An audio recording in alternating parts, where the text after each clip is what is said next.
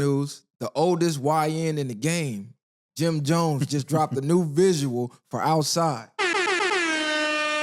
And I'm not gonna lie, it was fire to me. It was mid. It was, to me, it was fire. Just off the cameos alone. You got Kanye in there getting the Dipset chain. He had Jake Paul in there going crazy. He had some of the most influential people in the game. So was it sound like right you saying now. the video was fire, not the song? No, this is what I'm saying.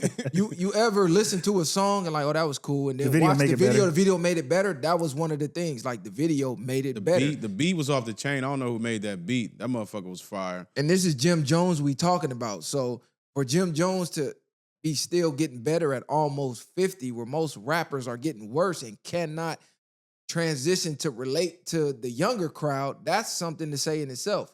There's a lot of rappers that came out before Jim or after Jim, they can't make music that's hot right now. For Jim Jones, we thought was a backup dancer and an ad-libber to be putting out fire music in 2025 is crazy.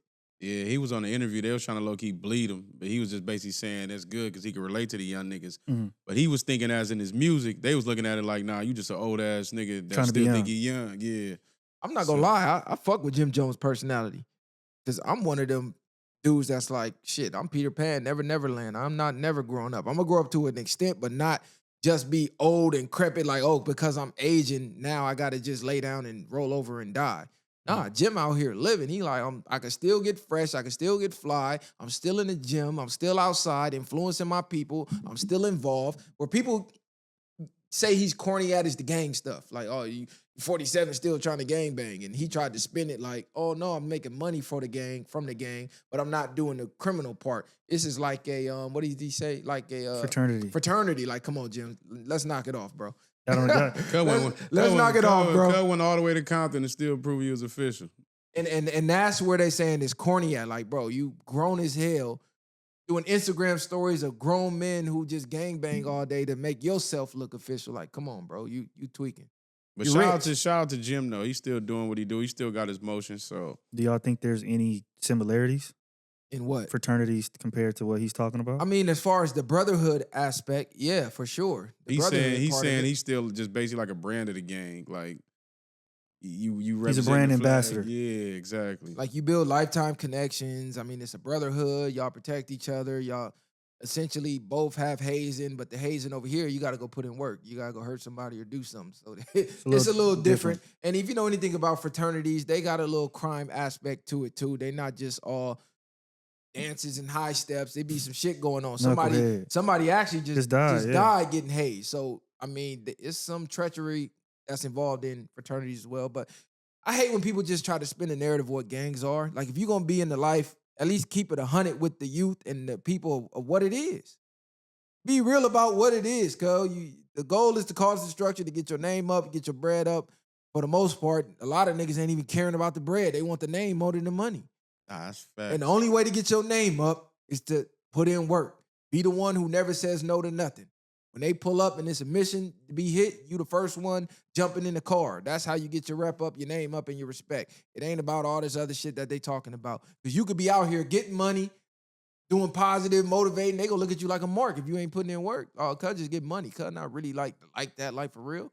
So let's be real about what this shit is. Cuz I hate when y'all be trying to spin it.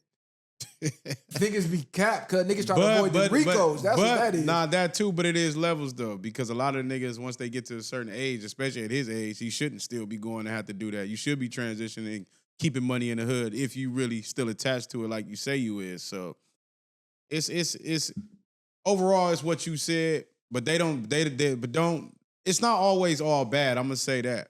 But it's all bad. Yeah, because I see G Malone try to say, oh yeah, violence ain't a part of gang banging. Like what? Like, come on, cuz, stop playing. You got to do violence to get a part of this. To get put on. You got to fight. Yeah, I think that's misleading. Yeah, like, come on, cuz, stop it, cuz. Like, but I think a lot of people get older, and to a certain degree, there's a lack of accountability that comes in, or you want to make it seem like what you did wasn't as bad as what it was. I think maybe that could be what it is, but like y'all are saying, you got to be 100% honest with it. So, but at the same time, you don't want to be on camera probably saying giving everything. Shit. Yeah, because once you do that, it's like there is no statute of limitations. So if you really was out here on something, You could put yourself in a trick bag just off of that alone. But I do think people need to be more real, because if you're not condemning it to a certain degree, then you're promoting it. And people who've really been in it and they know the struggles and they've been pulled apart from their families and they've seen the destruction, I feel like that's an important piece to give. You can't give the other shit without giving that, because then you're not giving people the full information, and you're still, to a certain degree, even though people are going to be influenced and do it regardless for the rest of the time we're alive. But you have to give people both sides because if not, you might influence people to join and think it's something that it's really not. And I feel like that's where you're misleading the kids. I agree to an extent. I don't think you have to go into super detail depth about it. Yeah, but I think you should tell them about the main thing is what's going to be the main thing. You either going to die or go to prison. For the most part, if you fully active, that's what's really going to happen. And on top of that, like you say, through the way you affect your people throughout that, then yeah, I think you should go in depth with that. But I don't think you have to go in depth far as exactly crimes what you and did. everything. Yeah, that shit. He's trying to avoid the RICO, obviously. Anybody who gets on at this point and speaks anything about a gang, they're going to say that to avoid the RICO, avoid that cousin RICO. But I rock with Jim, man. I don't care what nobody say, because I fuck with Jim. Like, they clown him about the Rucker Park incident and, some other bloopers he had with True Life. But I fuck with Jim, bro. Jim is relatable. Jim, he stays hip to the game. The only thing I would like to see from Jim is more honesty about how he was influenced in the fashion game. Because, he calls himself the fashion god of rap. It's like, give it up for Stack. Give it up for Stack, bro. Give it up for Stack Bundles and Max B, because that whole rock star aura, that came directly from them. I'm talking about the BB Simon belts and the Skull and Bones, and that was Stack Bundles. Everybody know that. That was Stack and that was Max. Jim, he might have took it to another level, but Max is in jail and Stack lost his life before he could really flourish. So ain't no telling where they could have took it. But you got to tip your hat of where it came from. Because if you look at Jim, before he started dealing with them, he wasn't dressing like that. He was trying to be super blood, super baggy, super big fitted, red khakis, rag underneath, khakis coming. Like, come on, Jim. The timestamps are there, bro. The timestamps are there. But he is influential now, though, for real. Yeah, I don't see nothing wrong with him being a old young nigga in a way. I guess you could call it that. I think he's just relishing in the fact that he can still be youthful, and that mindset is nothing wrong with it. It keeps you alive longer, more than likely.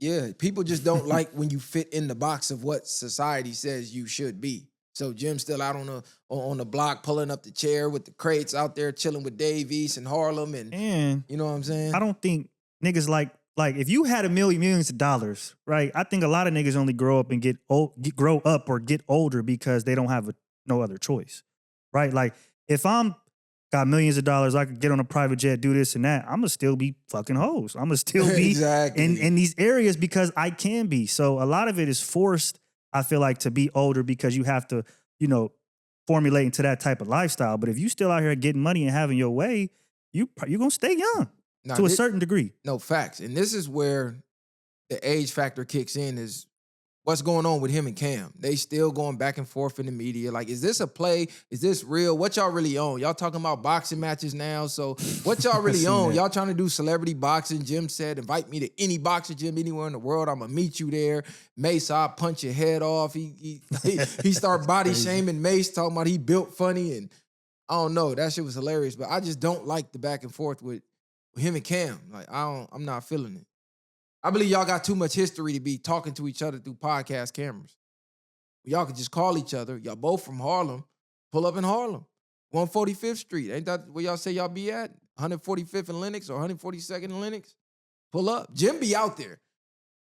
Jim be outside in Harlem, so Cam can't miss him. Jim still be out there. But I don't even know what the discrepancy really is at this point. Well, what y'all think? Y'all think they should just squabble and get it out the way, or? I don't even think they should just talk. They shouldn't even squabble. Is this for views?